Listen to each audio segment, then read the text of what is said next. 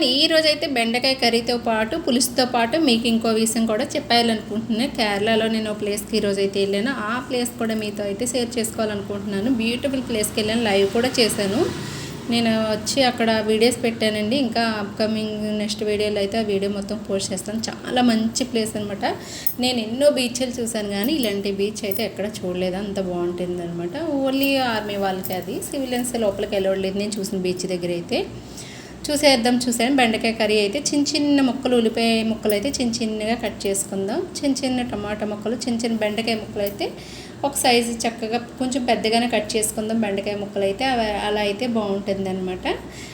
వచ్చి టమాటాలు కూడా కట్ చేసుకుందాం. చూసారా, బెండకాయ ముక్కలు అయితే కొంచెం పెద్దగా కట్ చేసుకున్నాను కదా, టమాటాలు కూడా చిన్న చిన్న ముక్కలుగా కట్ చేసుకుందాం. ఈరోజు చూసిన బీచ్ ఓన్లీ సండే వెళ్ళాడు మాకు కూడా, సూపర్గా ఉందన్నమాట. ఎంత బాగుందంటే ఎక్స్ప్లెయిన్ చేయలేను, వీడియోలో అయితే చూడండి. చాలా అంటే చాలా బాగుందన్నమాట. నేను 3 o'clock వెళ్ళి ఇప్పుడు వచ్చాను ఇంటికి. ఇప్పటి వరకు అక్కడే ఉండిపోయాను. అంత బ్యూటిఫుల్గా ఉంది. ఎంత నచ్చితే మనం అంతసేపు ఉంటామో అంత బాగుందన్నమాట. చూసారా, కడాయి ఉన్నా కూడా నాకు ఈ కుండలో వండుతుంటే హ్యాపీగా ఉంటుంది, అదో ఫీలింగ్ ఉంది. చక్కగానే మట్టి కుండలో వండుతుంటే చక్కగా ఫీలింగ్స్ అయితే చాలా బాగుంది. ఈ ఫీలింగ్ అయితే మట్టి కుండలో టేస్ట్ కూడా అదృష్టం అనమాట. టేస్ట్ బాగుంటుందని చెప్పి ఆరోగ్యం కూడా అన్నీ ఆలోచించి కొన్ని అయితే నేను ఎక్కువ శాతం ఇక్కడ కేరళలో కళాయిలో అయితే వండేస్తున్నాను. కొత్తగా చూసిన వాళ్ళకైతే తెలుస్తుంది, తెలియదు కానీ ముందు చూసే వాళ్ళకి ఈ వీడియో అయితే అర్థమవుతుంది ఈ కుండలో వండడానికి రీజన్ ఏంటని చెప్పేసి. ఇంటి దగ్గరికి వెళ్ళాకైతే కొనుక్కోవాలి కంపల్సరీ, ఇవి పట్టుకెళ్ళలేనంత దూరం అయితే నేను ఇక్కడ కడాయి తెచ్చినా కూడా నేను కుండలోనే వండుతున్నాను. ఓన్లీ ఫ్రై వరకు అయితే అందులో వండుతున్నాను. కానీ చూసారా, ఆయిల్ వేసి ఆనియన్స్ కూడా యాడ్ చేసాను.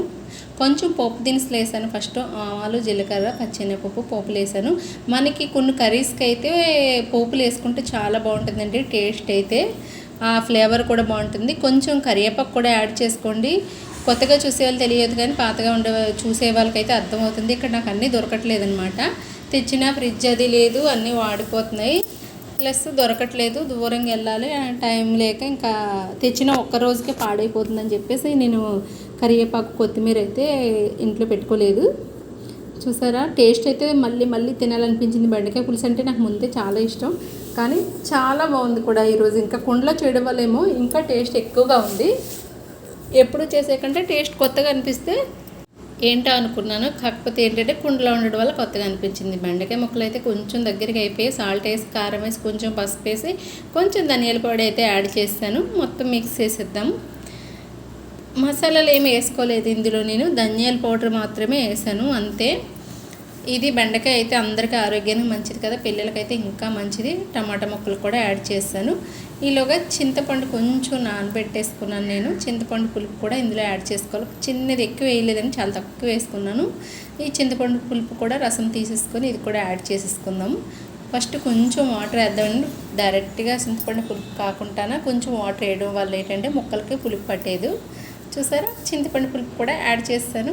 టేస్ట్ అయితే ఇంకా నేను చెప్పలేనండి, అంత టేస్టే ఉంది. వేరే ఏమన్నా కూరలు వండుకుంటే 4-5 పెట్టుకొని తినాలనిపిస్తే ఈ బెండకాయ పులుసు మాత్రం దీని